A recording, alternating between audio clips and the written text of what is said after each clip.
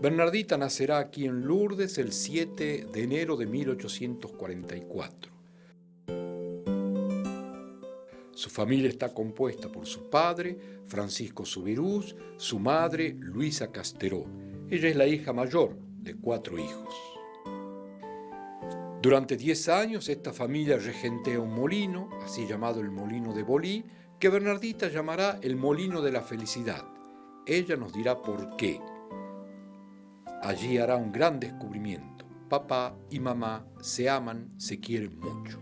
Descubrimiento importantísimo en su vida, puesto que será como el sostén natural, sobre todo en los momentos de crisis y de enfermedad.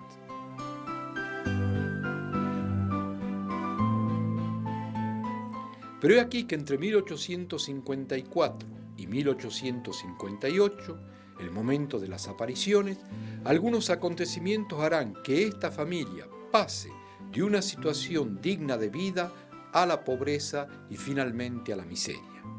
¿Qué va a pasar? Recordemos, estamos en el corazón mismo del siglo XIX, ese siglo que ha sido tocado por una revolución importantísima, la revolución industrial. Todo lo que es producción artesanal desaparece y es la producción industrial la que comienza poco a poco a captar los grandes comercios, los grandes negocios de este mundo. La familia Subirús, como tantas familias de los Pirineos, regentea un molino artesanal. Y aquí que aparecen los molinos a vapor. Todos esos molinos de agua no podrán competir con los molinos de vapor. Por lo tanto, están llamados a desaparecer. Por supuesto, Francisco Subirús no comprende estos acontecimientos y dirá simplemente: quizás mi molino no da lo suficiente para vivir porque no trabajo bastante, quizás porque no lo sé administrar. No, los tiempos han cambiado. Digamos además que este hombre es analfabeto, pero de una gran generosidad y por lo tanto no lleva muy bien las cuentas y las finanzas de ese pequeño molino. ¿Qué hará? Pedirá un préstamo y alquilará un molino más pequeño, que también terminará quebrando. Y así pasará de molino en molino hasta el mes de junio del año 1857, en que, habiéndolo perdido todo, se encontrará en la calle con su mujer y 4 hijos. En esos momentos, un primo de Francisco Subirús, el señor Sayús, irá a encontrarlo para decirle: Francisco, me causa pena que quedes en la calle con tu mujer y tus 4 hijos. Tengo para ofrecerte una habitación de 4 metros por 4 metros. Esa habitación solían llamarla el Calló, porque era una antigua cárcel que la policía no utilizaba más, porque el lugar era tan húmedo que cada vez que ponían allí a una persona presa, ésta se enfermaba. Pero no hay más que eso en el pueblo de Lourdes para los Subirús. Allí irá esta familia a establecerse, con 2 camas, una para el papá y la mamá, otra para los 4 hijos. Los Subirús están en el fondo de la miseria.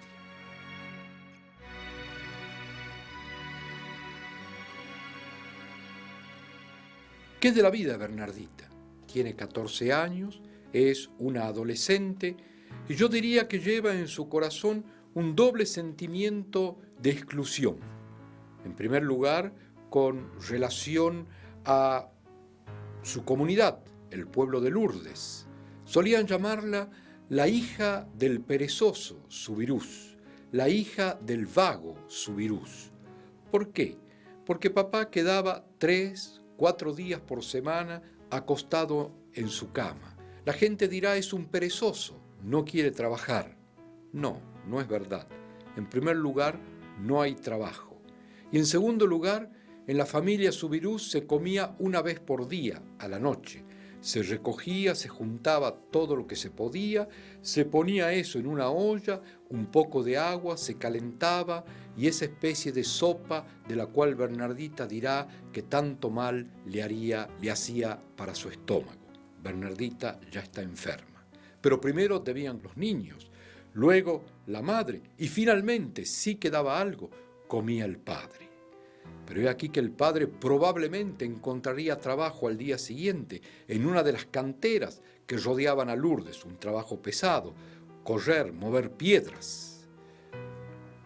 Por lo tanto, Francisco tenía que guardar sus energías para poder trabajar al día siguiente. La paga era de 1,50 francos. Con eso podía comprar 2 kilos de pan. Un caballo, que era más fuerte, se alquilaba a 2,50 francos. He aquí, por lo tanto, Bernardita presentada en el pueblo como la hija del vago, del perezoso Subirús. Y el segundo sentimiento de exclusión que tiene Bernardita es con relación a la iglesia. Esta niña tiene 14 años y no ha podido hacer su primera comunión. ¿Por qué? En aquellos años, para hacer la primera comunión, en primer lugar, había que ir a la escuela. Y es en la escuela que se aprendía la lengua francesa, puesto que la gente de los Pirineos hablaban un dialecto llamado el patois. Recordemos que la Santísima Virgen hablará a Bernardita en su lengua materna, el patois. Una vez que el niño hubo aprendido el francés, había que enseñarle el catecismo, preguntas y respuestas.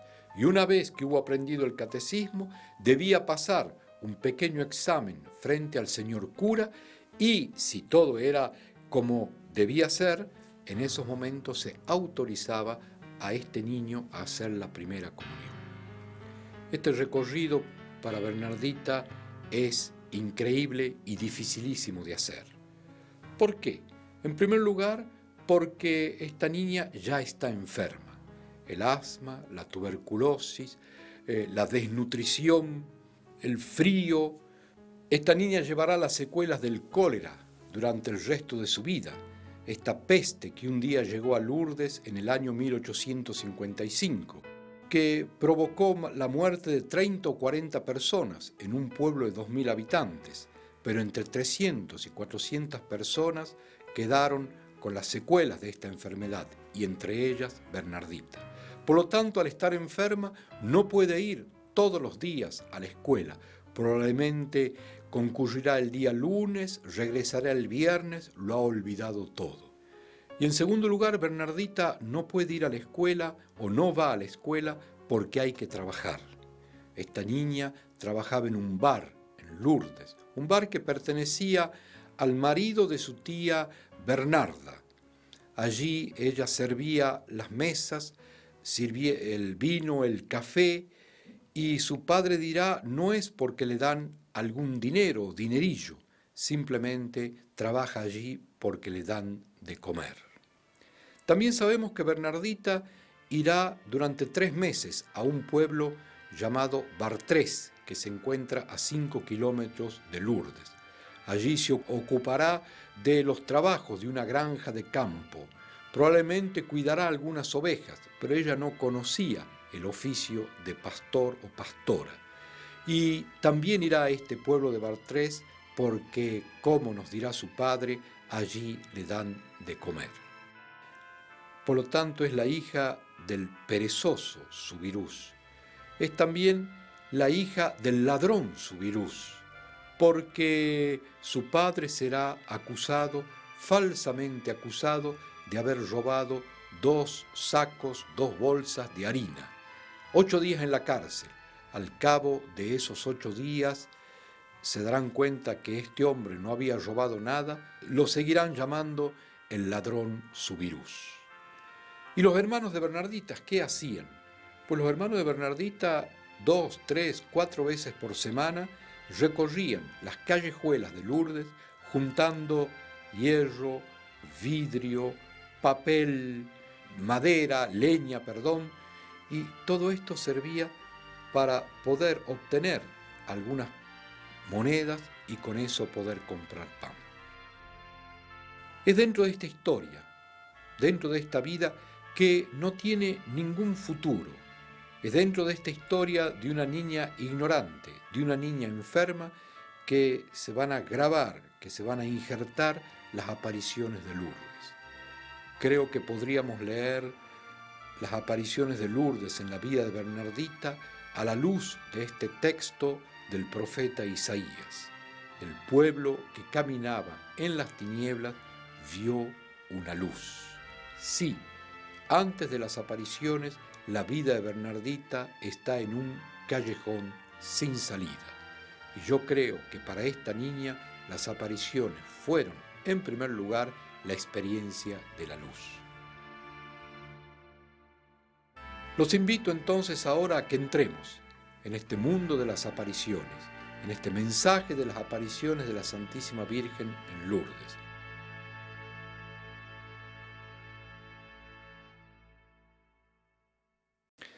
¿Qué pasará el 11 de febrero de 1858? Aproximadamente a las 9:30 de la mañana se encuentran en esa habitación, así llamada el calabozo del pueblo de Lourdes, la mamá de Bernardita que tiene 14 años, y su hermana Antonia, que tiene 12 años. A un momento dado la mamá dirá esto: hay que ir a buscar leña. Antonia dirá: mamá, si quieres yo puedo ir. Muy bien, vete a buscar esa leña. Leña para calentar la habitación, el resto venderla y poder comprar pan. Bernardita dirá: mamá, yo también quisiera ir. Su madre le dirá: no, tú no puedes ir. ¿Por qué, mamá? Porque te vas a mojar los pies y luego por la noche comenzarás a toser. Efectivamente, sabemos por la familia Sayús, que vivía en el primer piso, que cuando esta niña comenzaba a toser hacia las 6 o 7 de la tarde, con sus crisis de asma, nadie podía dormir ni en la habitación donde estaban los Subirús y tampoco en el primer piso donde estaba la familia Sayús. Pero la mamá se dice, siempre diciéndole que no a esta niña: escucha, Bernardita, puedes acompañar a tu hermana Antonia, pero ten cuidado, sobre todo no te mojes los pies. En el momento en que estas dos niñas van a dejar esa habitación, llega una amiga llamada Juana Badí. Juana Badí, que tiene 13 años. ¿A dónde vais? A buscar leña. ¿Os puedo acompañar? Sí, por supuesto, ven con nosotros. He aquí que las tres niñas dejan la habitación, bifurcan hacia la derecha, llegan hacia el final de la calle, continúan hacia la derecha, comienzan a descender por lo que hoy es la calle de la Gruta, atraviesan el puente viejo y naturalmente al cabo de unos 15 o 20 minutos van a encontrarse delante de una inmensa pradera, la pradera de Sabí, que hoy es la explanada del Santuario de la Virgen. En el centro de esa pradera, donde hoy está la Virgen coronada, había una granja. Alrededor de esa granja hay leña. Las tres niñas comienzan a recoger la leña. He aquí que una ventana se abre, una mujer que mira a través de ella y estas niñas que dirán: cuidado, a lo mejor van a creer que somos unas ladronas. Antonia y Bernardita llevan en lo más profundo del corazón esa herida de saber que el papá, aunque falsamente, un día había sido acusado de haber robado 2 sacos de harina, con tal que a nosotros no nos acusen también de ladronas. Dejan la leña allí donde está y en esos momentos Bernardita dirá: vamos a Masabiel. Masabiel es un lugar que se encuentra a 300 o 400 metros del lugar donde estaban estas niñas reunidas. Mas significa la roca, Biel, la vieja roca, la vieja cueva. Allí hay efectivamente una gruta, una cueva, que solía llamársela también la cueva de los puercos, un lugar sucio, húmedo, oscuro. Pero en el interior de esta cueva hay 2 grandes tesoros para estas niñas. Hay leña y hay huesos. La leña para calentar la habitación, venderla y comprar pan.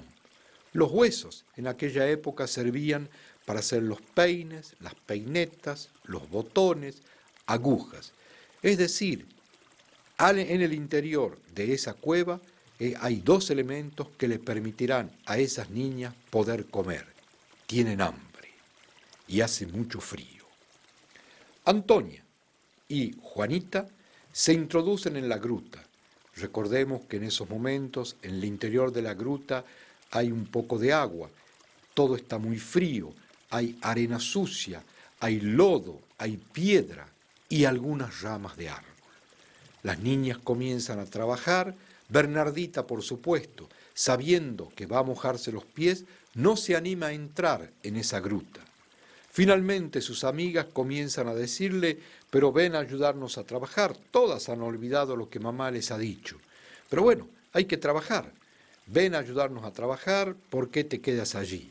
Bernardita comienza a tirar algunas piedras para ver si puede ingresar en esa gruta y finalmente, habiendo fracasado en su intento, decide descalzarse para poder entrar con los pies desnudos. Comienza a descalzarse y he aquí lo que esta niña nos dirá en un relato extraordinario. Comenzaba a descalzarme cuando escuché como si el viento soplase. Miré alrededor mío, pero los árboles no se movían. Continué descalzándome. De nuevo escuché como si el viento soplase. Miré detrás mío, pero los árboles no se movían. Levanté los ojos y vi en el hueco de la gruta a una niña que me sonreía y miraba.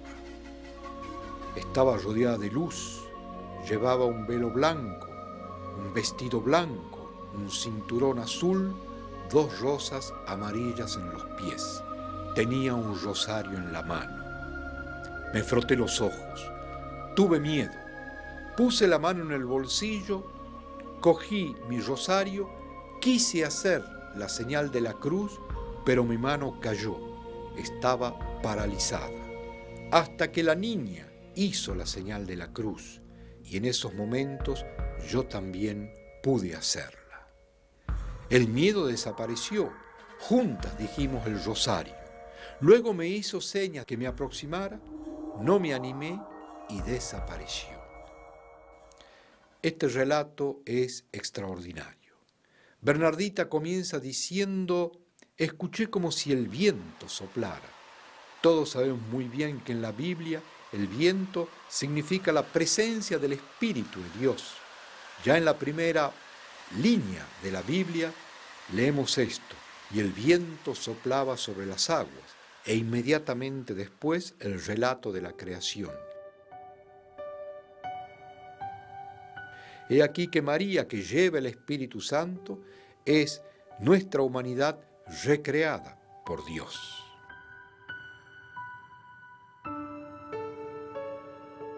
¿Qué nos dirá luego esta niña? Me froté los ojos y tuve miedo. Recordemos que en el relato de la Anunciación, cuando el ángel Gabriel dirige la palabra a la Santísima Virgen en Nazaret, el Evangelio no nos dice que María dijo: aquí estoy yo, María de Nazaret, dispuestísima a ser la Madre de Dios. No, el Evangelio nos dice que esta niña de Nazaret se preguntaba qué podía significar ese saludo. Bernardita se frota los ojos como diciendo también: ¿qué es esto? Es verdad, tanto María como Bernardita en esos momentos no están acostumbrados a Dios y en general nosotros tampoco estamos acostumbrados a Dios. Dios es en primer lugar el totalmente otro, con una O mayúscula. Nosotros somos el otro, con una O minúscula. Es solamente en Cristo, muerto y resucitado por nosotros, que reconocemos la proximidad de Dios. ¿Qué dirá Bernardita? Tuve miedo. En el Evangelio también el ángel dirá a María: no tengas miedo. Cuando el Señor muestra su divinidad a sus apóstoles en el monte de la transfiguración, les dirá: no tengan miedo. Cuando Jesús camina sobre las aguas, le dirá a Pedro: no tengas miedo. Bernardita también tiene miedo. Y llevada por ese miedo, coge el rosario que tenía en el bolsillo, quiere hacer la señal de la cruz y ella misma nos dirá: mi mano estaba paralizada. ¿Por qué la mano de Bernardita está paralizada? Sencillamente porque esta niña quiere protegerse haciendo la señal de la cruz. Ella misma nos dirá: hasta que la niña, la Virgen, hizo la señal de la cruz. Es decir, que esa primera señal de la cruz de Bernardita tiene el sentido de querer protegerse. ¿Qué es esto? No entiendo. ¿Qué es esto? Tengo miedo. Hasta que la niña de la gruta hizo la señal de la cruz y entonces yo también pude hacerla. He aquí que María, que no necesita protegerse, hace la señal de la cruz para decirnos que ella, la Inmaculada, es decir, nuestra humanidad renovada por Dios, es el fruto de la cruz de su Hijo. La Iglesia nos lo enseña en su dogma. María es inmaculada gracias a los méritos de Cristo.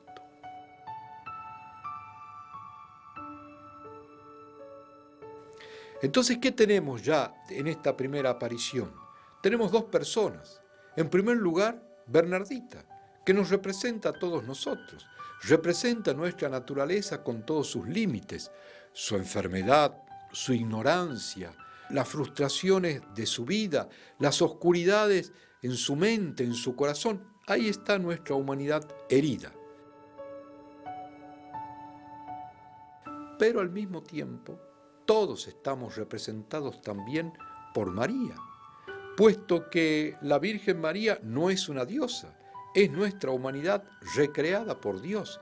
Y he aquí que María planta entre su persona y la de Bernardita, planta la cruz para decirnos que el paso de una humanidad herida a una humanidad renovada por Dios se hace por la cruz, es decir, por el amor.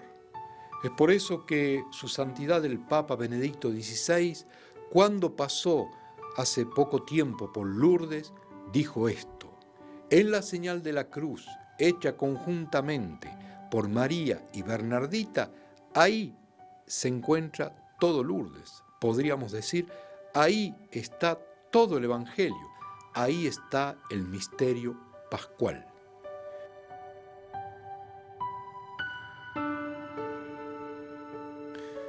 Yo suelo decir que esta primera aparición duró 3 días. En realidad, ese primer encuentro entre María y Bernardita duró 25, 30 minutos, no más. Quizás el tiempo de decir un rosario. ¿Y por qué digo que duró 3 días? Porque en los 3 días subsiguientes, yo diría, siguiendo el itinerario espiritual de esta niña, ella nos va a revelar lo que yo llamo los 4 frutos del encuentro con Dios. ¿Qué va a pasar? Bernardita nos dirá: la niña me hizo señas de entrar en la gruta, de aproximarme. No me animé. Es verdad que Bernardita recién entrará en la gruta en la tercera aparición. Y luego desapareció. He aquí que Bernardita, una vez que la niña no estaba más en el hueco, ingresa en la gruta. Allí se encuentran su hermana Antonia y su amiga Juana. ¿Qué es lo primero que hace Bernardita? Prepara su haz de leña. Luego ayuda a Juana Abadí a preparar también su haz de leña. Luego la pone sobre sus hombros y comienza a subir una pendiente en la montaña para regresar a Lourdes. Inmediatamente desciende esa pendiente, toma el haz de leña de su amiga Juana y sube de nuevo la pendiente. Luego vuelve a bajar y ayuda a Juana Abadí a subir esa pendiente de la montaña. Ahí está, de una manera muy concreta, muy clara, el primer fruto del encuentro con Dios, la caridad y el servicio. He aquí las 3 niñas, regresando a Lourdes, cada una con su fardo de leña sobre las espaldas. Al cabo de unos metros de comenzar a caminar, Bernardita hace esta pregunta: ¿ustedes vieron algo? Las otras 2 les dirán: no vimos nada. Un poco más lejos, por segunda vez Bernardita pregunta: ¿ustedes vieron algo? No, nosotros no vimos nada. Atraviesan el puente viejo y ahí es su hermana Antonia la que le hace la pregunta a Bernardita: Bernardita, ¿qué viste? Y Bernardita cuenta. Por supuesto, no habla de la Santísima Virgen. Dirá: vi algo blanco, y luego cuenta el resto de la aparición. Pero en esos momentos esta niña comienza una vida totalmente distinta, porque durante toda su existencia Bernardita contará, testimoniará de las apariciones, no solamente en Lourdes, sino sobre todo luego siendo religiosa en el pueblo de Nevers. Y es gracias al testimonio de Bernardita que hoy Lourdes existe. Es decir, Bernardita no guarda para sí esta experiencia de Dios, sino que la da, la entrega. Es lo que nos dice el evangelista San Juan en su primera carta: lo que he visto, lo que he tocado, lo que he escuchado del verbo de vida, es eso lo que les quiero comunicar. Segundo fruto del encuentro con Dios, la misión y el testimonio. Tercer fruto, a la noche, hacia las 9 de la noche. Ese día la familia Subirús casi no ha comido, no ha cenado. Papá, el padre, no ha encontrado trabajo. Sin embargo, se ha tomado una especie de caldo, de sopa, que por lo menos ha calentado los estómagos. Hay que rezar.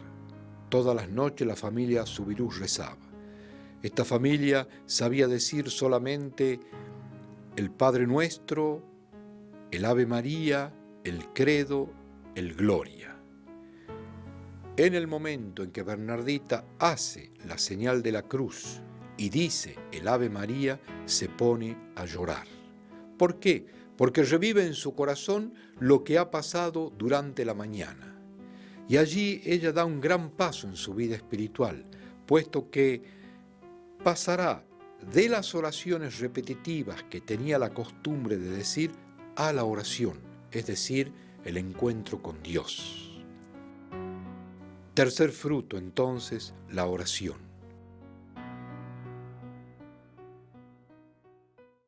Y el cuarto fruto será el día sábado. El día viernes no pasa nada, sábado por la mañana, tampoco, y sábado por la tarde, he aquí que esta niña siente el deseo de ir a hablar a un sacerdote. Ella conocía a los sacerdotes de lejos, casi no había tenido durante su vida contacto con los hombres de Dios. Sin embargo, siente ese deseo de ir a buscar un sacerdote y hablar con él.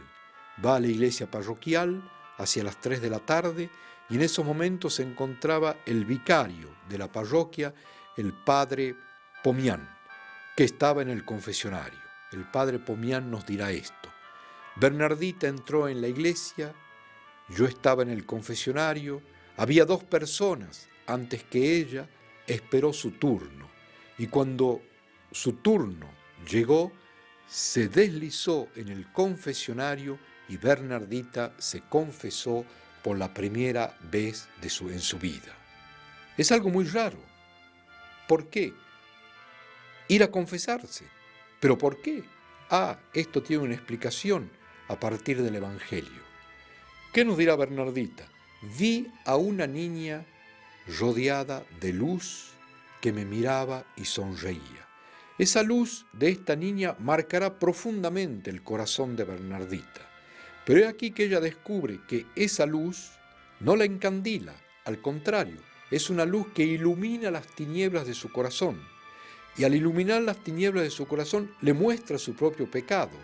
Pero no es una luz que la condena, al contrario, también hace la experiencia que esas tinieblas pueden ser disipadas por esa luz. Pero ¿dónde encontrar hoy esa luz, puesto que esta niña no está más en la gruta?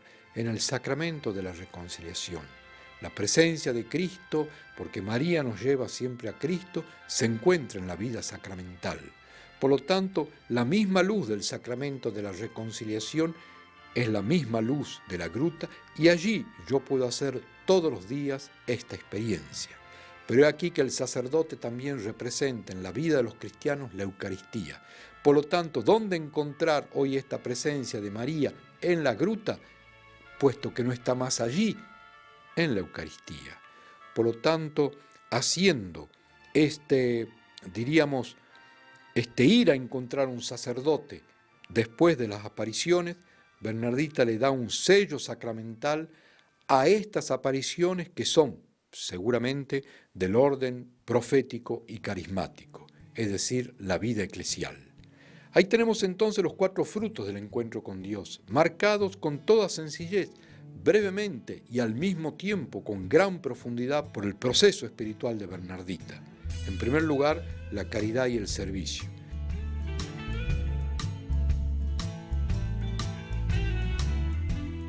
En segundo lugar, el testimonio y la misión.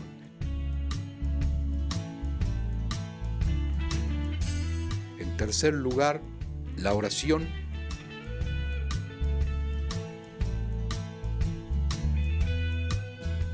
Y en cuarto lugar, la vida sacramental.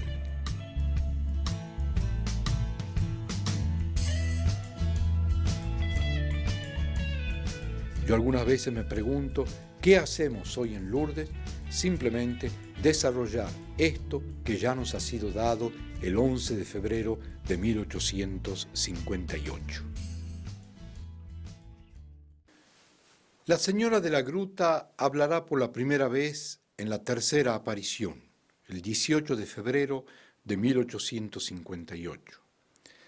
Ese día se dirigen a la gruta 3 personas: Bernardita, la señora Millet y una de sus amigas, Dominiquette Peiré. La señora Millet acompaña a Bernardita, diríamos, en primer lugar, porque ella conoce a la madre de Bernardita. Y en segundo lugar, porque en esos momentos ella era la presidenta de una cofradía que existía en la iglesia parroquial, una cofradía de mujeres, sumamente numerosas estas mujeres, que seguían de cerca lo que estaba sucediendo en la gruta. Por lo tanto, ellas iban con un interés muy simple: saber quién es esa persona que Bernardita ve y si es posible que esta persona deje su nombre por escrito. Por eso, al dirigirse a la gruta, la señora Millet lleva, entre otras cosas, una vela y, por supuesto, un papel, pluma y tinta. Al llegar a la gruta, Bernardita se arrodilla, comienza a rezar y al cabo de la segunda decena del rosario dirá: ella está ahí, la niña está ahí.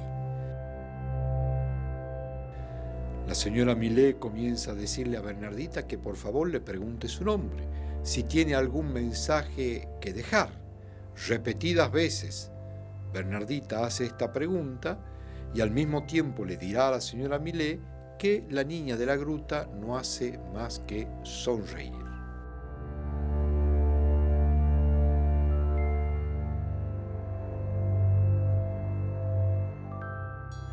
Finalmente, la Virgen María, la Santísima Virgen María, hablará por la primera vez en el momento en que Bernardita, a instancias de la señora Millet, le presenta una hoja de papel, pluma y tinta. Las primeras palabras de la Virgen fueron estas, que algunas veces olvidamos y que son muy importantes. Lo que tengo que decirle no es necesario describirlo. ¿Por qué? Yo diría por 3 motivos. En primer lugar, la Virgen respeta la ignorancia de Bernardita. Recordemos que esta niña no sabe leer ni escribir. Por más que María hubiese puesto algo por escrito, Bernardita no hubiese entendido nada. En segundo lugar, no hay nada que poner por escrito porque es necesario que estas 2 personas, María y Bernardita, se encuentren. Recordemos que en el Evangelio continuamente Jesús va al encuentro de sus discípulos. A un momento les dirá: vengan y vean. Y en tercer lugar, ¿por qué no es necesario poner nada por escrito? Simplemente porque ya poseemos las Escrituras. La Virgen María no inventa absolutamente nada en Lourdes, sino que siempre nos va a remitir al Evangelio. Más aún, nos va a presentar el Evangelio. Por lo tanto, en esa pequeña frase, no es necesario poner nada por escrito, María nos está diciendo esto. La primera actitud del creyente es la de escuchar la palabra de Dios. Y en la Biblia, es verdad, ya en el Antiguo Testamento, los profetas, cuando se dirigían al pueblo, solían decirle: Shema Israel, escucha Israel. El creyente es aquel que se pone a la escucha, no de sí mismo, sino de la palabra de Dios. E inmediatamente después la segunda frase de la Virgen. ¿Quiere tener usted la amabilidad de venir aquí durante 15 días? Esta frase fue durísima para Bernardita, porque debió vencer numerosísimos obstáculos para venir durante 15 días en esta gruta de Masabiel. ¿Cuáles fueron esos obstáculos? Los conocemos muy bien. En primer lugar, sus padres, que tuvieron múltiples inconvenientes, aunque siempre, y por lo general a último momento, pudieron concederle el permiso necesario. En segundo lugar, hubo obstáculos de parte de las autoridades. En tercer lugar, Bernardita ella misma, que solía preguntarse, ¿y si esto es una ilusión, si yo me equivoco, si no es nada más que un sueño, es que esto responde a la realidad? En cuarto lugar, lo que se decía en Lourdes mismo por toda la gente. En quinto lugar, hubo algunos obstáculos por parte del clero, de los sacerdotes. Pero, ¿saben ustedes cuál fue el obstáculo más grande que Bernardita tuvo que vencer? Pues la Santísima Virgen ella misma. ¿Cómo la Santísima Virgen? Y sí, porque la Virgen no vino durante 15 días seguidos. Recordemos bien sus palabras. ¿Quiere tener usted la amabilidad de venir aquí durante 15 días? La Virgen no le dice a Bernardita, venga acá durante 15 días porque yo voy a aparecer durante 15 días. No, solamente venga acá durante 15 días. Es decir, Bernardita tiene que comenzar a caminar en la fe. Claro, todo está muy bien mientras puedes verme con estos ojos de carne. Tienes que aprender a verme con los ojos de la fe. Es decir, ponte a la escucha de la palabra de Dios y comienza a caminar, teniendo como luz esa palabra, a caminar desde la fe. E inmediatamente después, la tercera frase. No le prometo la felicidad de este mundo, sino del otro mundo. Estaríamos tentados de creer que la Virgen María le está diciendo a Bernardita que será feliz después de su muerte. Sí, es verdad, pero hay otra felicidad que Dios nos tiene preparado y que comienza ya aquí sobre esta tierra. Podemos escribir la vida de Bernardita como la de una constante frustración. Sin embargo, esta niña, allí donde estuvo y siempre donde estuvo, pese a que todos sus planes fracasaron, tendrá un secreto. Si hago de mi vida un don generoso a los demás, seré feliz. Es la felicidad a la manera de las bienaventuranzas. Es verdad, algún momento dado hay que estar afligido, algún momento dado hay que llorar, algún momento dado hay que elegir, algún momento dado hay que jugarse por algunos valores o principios de vida cristiana.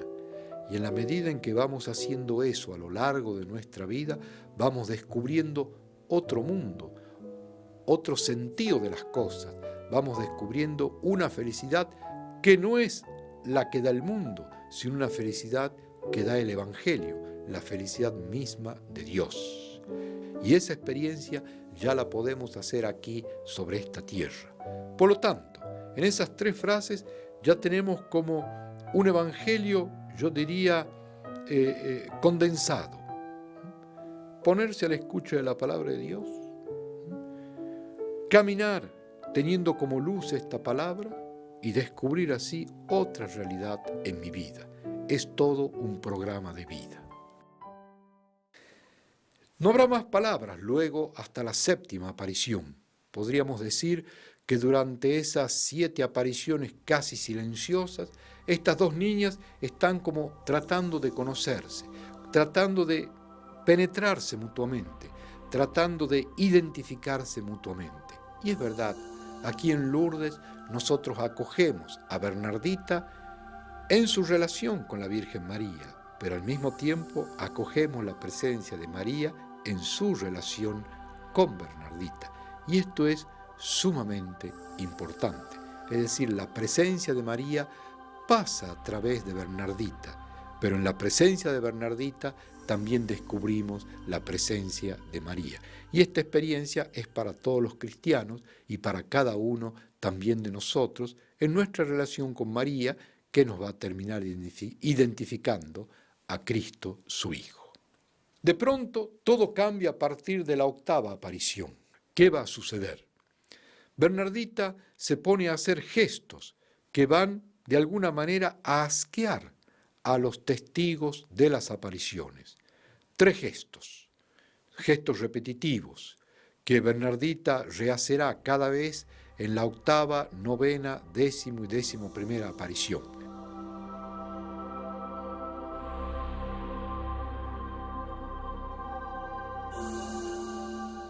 El primer gesto consistirá a caminar de rodillas y besar el suelo de la gruta.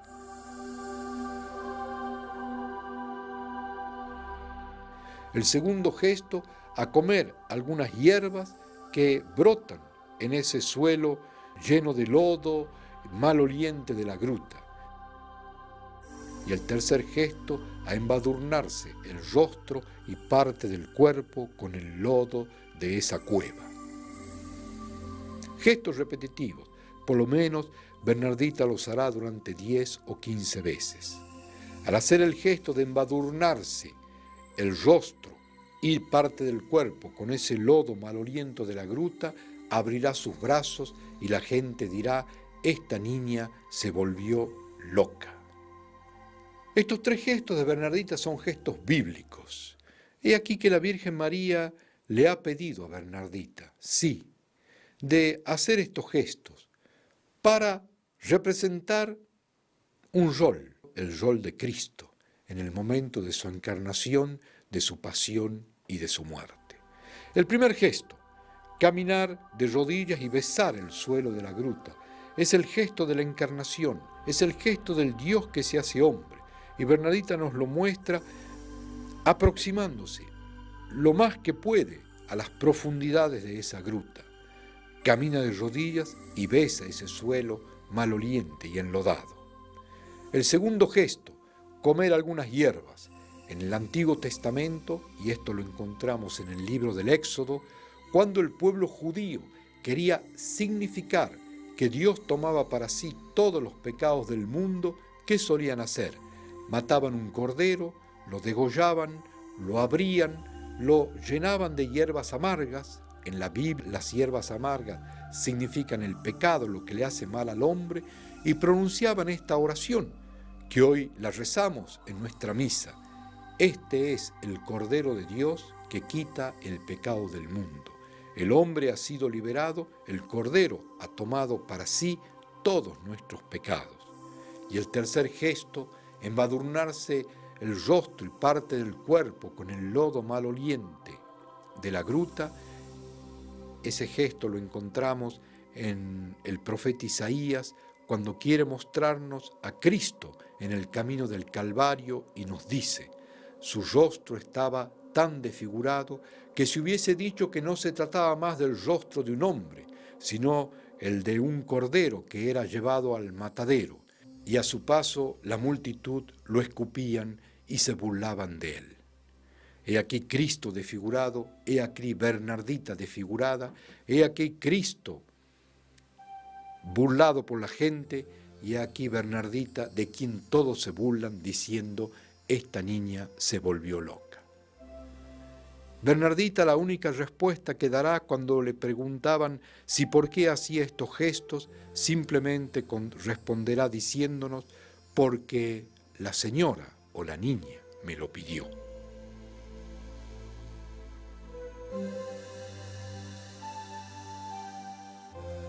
En realidad, estos 3 gestos tienen un objetivo: de recordarnos la encarnación, la pasión y la muerte de Cristo, porque esta gruta, esta cueva, esconde un tesoro inmenso. Y aquí que en la 9ª aparición, la Virgen le dirá esto a Bernardita: vaya a beber a la fuente y a lavarse. Bernardita cree evidentemente que hay que ir hacia el río Gave, que está allí a 20, 30 metros, allí hay agua. 3 veces se dirige hacia el río, 3 veces la Virgen hace volver a Bernardita y a la 4ª vez le mostrará un lugar muy concreto. Bernardita comenzará allí a cavar e inmediatamente comenzará a brotar agua.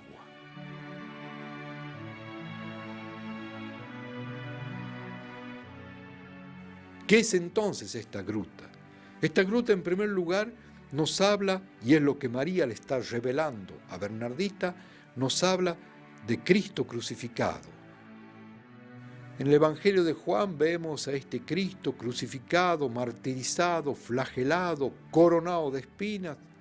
Luego un soldado que atraviesa su corazón con una lanza e inmediatamente el agua que comienza a brotar.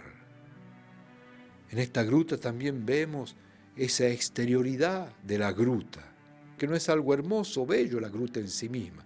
Sin embargo, al cavar en las profundidades de esa gruta hay una fuente de agua viva. Pero no solamente María está revelando a Bernardita las profundidades del corazón de Cristo, sino que también nos está revelando las profundidades de nuestro corazón. Sí, es verdad, yo soy esa persona que envejece, yo soy esa persona que muchas veces muestra su agresividad, yo soy también esa persona egoísta, pero he aquí que en esa persona que soy, que es la mía, tal como soy, Dios ha querido poner todo el tesoro de su amor. Sí, yo estoy habitado por Dios. La gracia, el amor están en mí.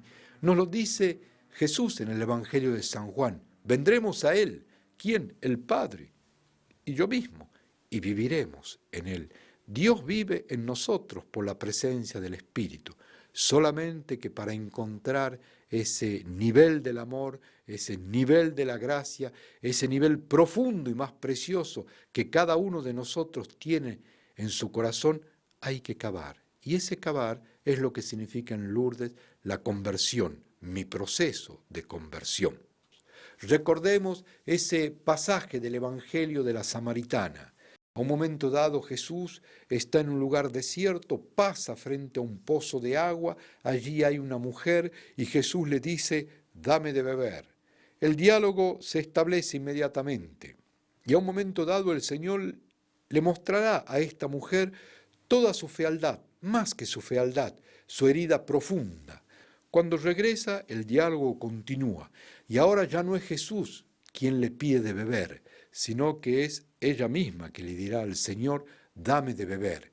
¿Y qué le dirá Jesús? Pondré en el fondo de tu corazón una fuente de agua viva que manará para la vida eterna. Y es en este contexto del descubrimiento de la fuente como la fuente del amor, pero de una gracia que ya está en nuestro corazón, que María dirá estas palabras, que si las sacamos de este contexto parecieran ser terroríficas. María dirá a Bernardita, penitencia, penitencia, rece usted por los pecadores. Penitencia, penitencia, es decir, conversión, conversión. No estamos llamados a comunicar con los demás a partir, como Bernardita nos dirá, a partir del primer impulso, sino a partir del segundo impulso, cuando uno ha encontrado realmente el amor en su corazón y quiere darlo a los demás. La conversión. Y luego rece por los pecadores. Personalmente creo que esas fueron las palabras que más se grabaron en el corazón de esta niña. Rece por los pecadores. La oración. La oración nos ayuda a entrar en nosotros mismos, pero a entrar en nosotros mismos para llegar a ese punto donde Dios mismo vive y habita en nosotros. San Pablo nos dice, el Espíritu Santo está en ustedes y está gritando en lo más profundo de sus corazones para decir y reconocer que Dios es nuestro Padre. Y siendo Dios nuestro Padre, cada uno de nosotros es hermano. Es decir, que el Espíritu ya está en nosotros, tratando de hacer brotar en nosotros el hombre nuevo. Y justamente es por la oración y en la oración que podemos hacer esa experiencia de ir al encuentro con Dios y por los pecadores. Bernardita comprenderá estas palabras y las vivirá de una manera, yo diría, muy astuta y también muy audazmente. Sabemos que esta niña, nos lo dijo su confesor, que nunca encontró un pecado en su corazón. Sin embargo, Bernardita rezaba por ella misma porque se consideraba una pecadora. Recordemos que sus últimas palabras sobre esta tierra fueron: Santa María, Madre de Dios, ruega por mí, pobre pecadora. Es decir, Bernardita no reconoce solamente el pecado que podemos cometer hoy, en este día, en este momento, en este instante, o el que hemos cometido hace algunos días o ayer, o el que cometeremos. No, nuestra existencia en sí misma es pecadora. De alguna manera somos responsables de todo el mal que existe en la humanidad. Y Bernardita reconoce eso. Bernardita era una gran amiga de todos los pecadores, pero no del pecado. Y por lo tanto, pero he aquí que el pecado no es la última palabra que existe sobre esta humanidad, no es la última palabra que le ha sido dada al hombre. La última palabra la tiene Dios. Y por eso rezar por los pecadores significa rezar en primer lugar por mí mismo, para liberarme de ese pecado y para poder comulgar con los demás a partir del amor de Dios, que ya está en mí. Si yo tuviese que, diríamos, simplificar, si simplificar se puede, o resumir, mejor dicho, el mensaje de Lourdes con una frase, la haría con la del apóstol San Pablo. Allí donde abundó el pecado, allí mismo sobreabundó la gracia. En esa humanidad herida de Bernardita se encontraba toda la eternidad de Dios. Y en mi propia humanidad, marcada por el pecado y el egoísmo, allí también se encuentra todo el amor de Dios. Pero hay que ir a cavar, hay que ir a buscar. Y María nos dará la clave de cómo ir a buscar el amor de Dios. No lo podemos hacer solos. Y por eso es que en la 13ª aparición le dirá estas palabras a Bernardita: vaya a decir a los sacerdotes que se construya aquí una capilla y que se venga en procesión. Sí, muchas capillas se han construido en Lourdes y seguramente que muchas más se seguirán construyendo, y no solamente en el Lourdes de los Pirineos, sino también en todos los santuarios de Lourdes que hay en el mundo entero.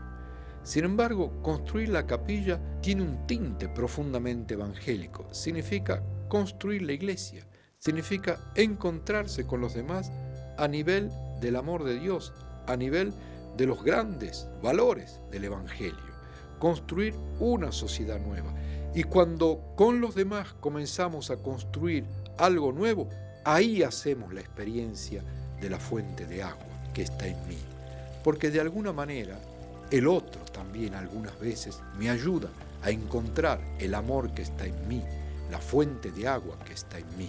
Y esa experiencia la hacemos todos los días, cuando el otro me interpela y me pide no mi agresión, no mi egoísmo, no mi indiferencia, sino el amor que está en mí. Me está ayudando a encontrarme con el otro a un nivel profundo. Y por eso que se construye una capilla. ¿Y por qué a los sacerdotes? Porque los sacerdotes representan la reconciliación y la Eucaristía. Y la reconciliación, el sacramento de la reconciliación y de la Eucaristía nos han sido dados para construir una sociedad nueva, para construir la iglesia. ¿Y por qué en procesión? Significa que esto es una tarea de todos los días, mientras caminamos todos los días. Esta es una tarea que tendremos que seguir hasta el final de los tiempos. Y entonces sí, ahí nos será dado la plenitud del amor, la plenitud de la comunión, porque lo hemos deseado desde aquí en esta tierra. El 25 de marzo de 1858, Bernardita tiene un encuentro con el cura párroco.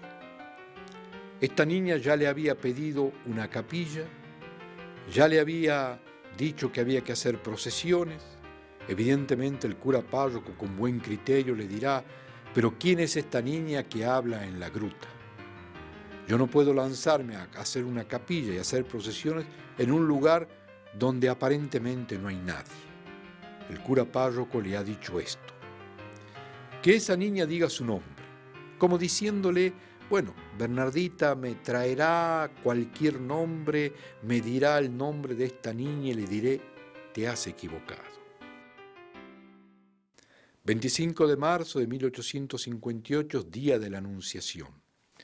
Ese día Bernardita llega a la gruta y por 3 veces le pregunta a la señora de la gruta, ¿tendría usted la amabilidad de decirme su nombre?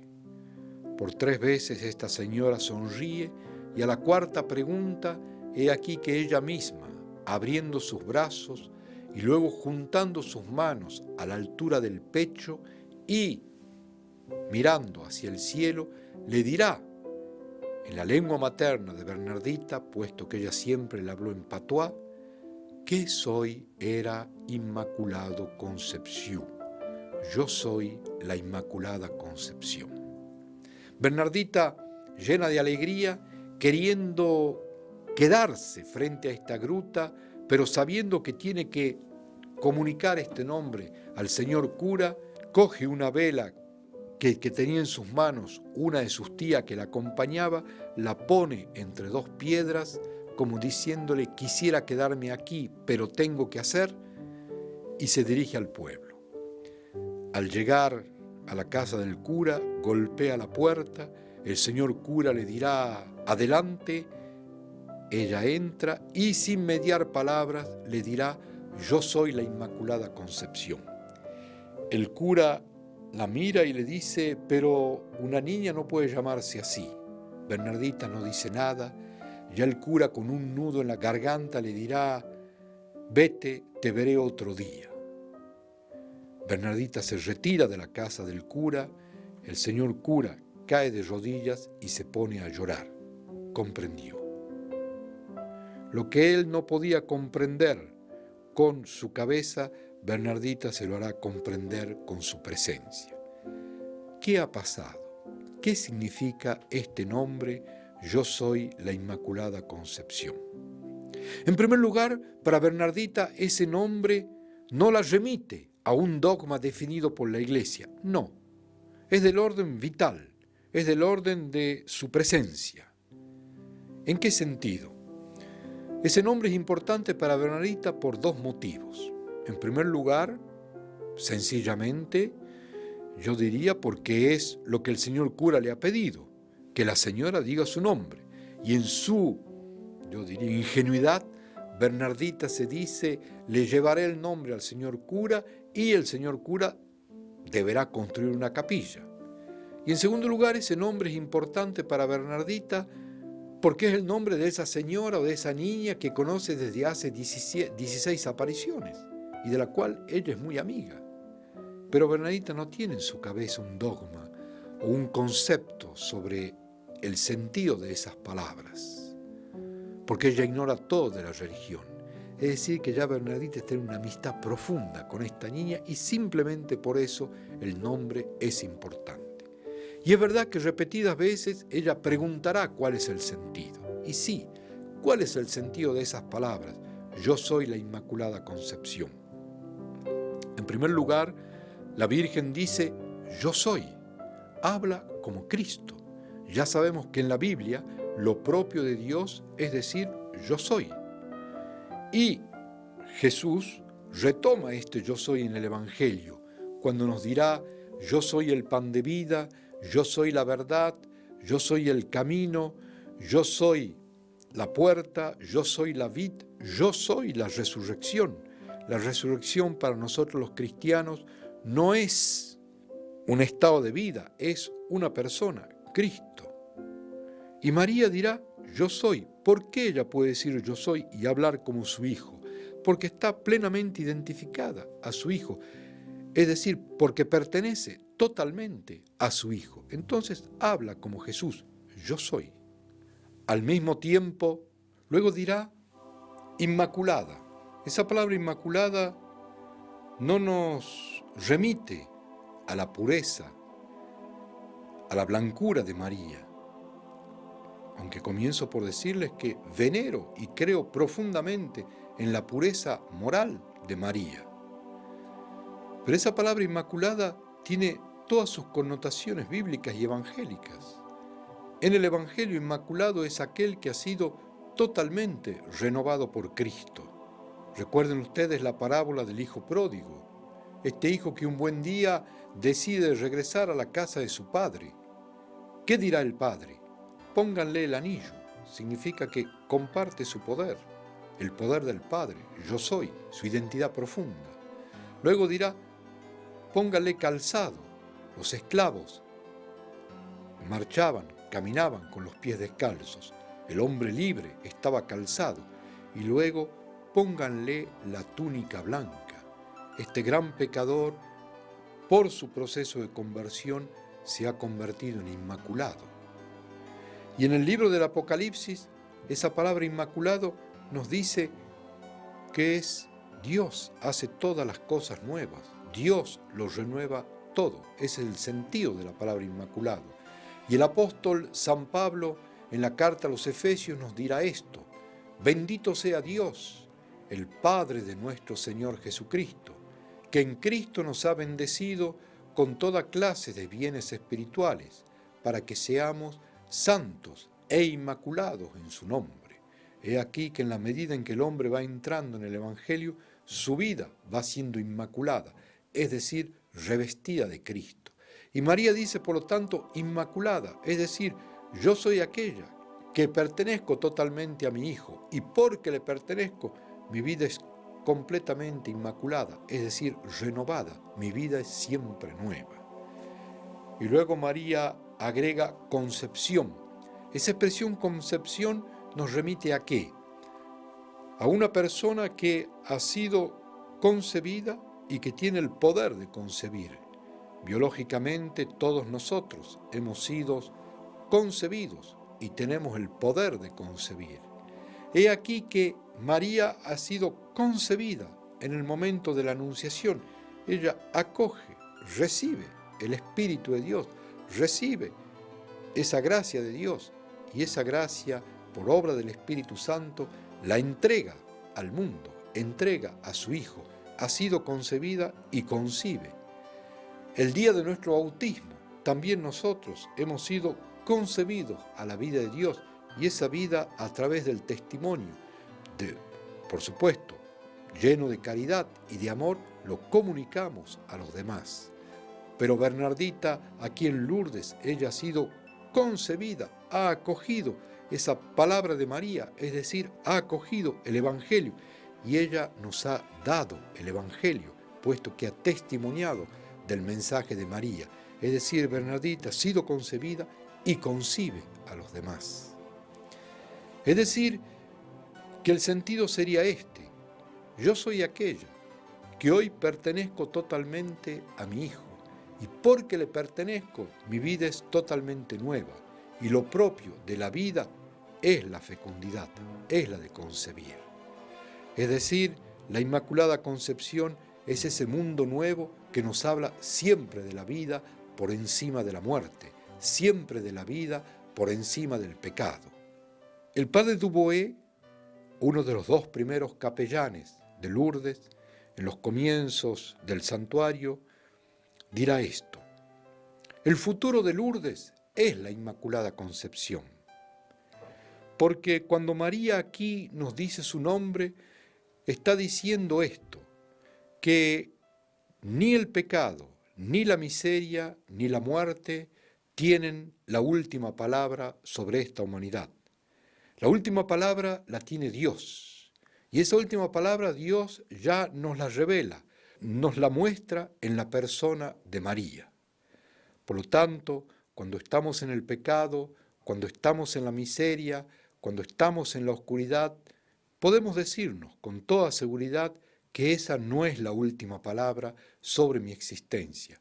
La última palabra pertenece a Dios. Y la Inmaculada Concepción es para nosotros el triunfo definitivo de Dios sobre este mundo. Es el triunfo de la vida sobre la muerte. Es el triunfo del amor sobre el odio. Es el triunfo de la luz sobre las tinieblas. Es el triunfo de la verdad sobre La mentira es el triunfo de la justicia sobre la injusticia. Y yo creo que podríamos decir, junto con el padre Dubois, estas palabras: el futuro de la humanidad es la Inmaculada Concepción.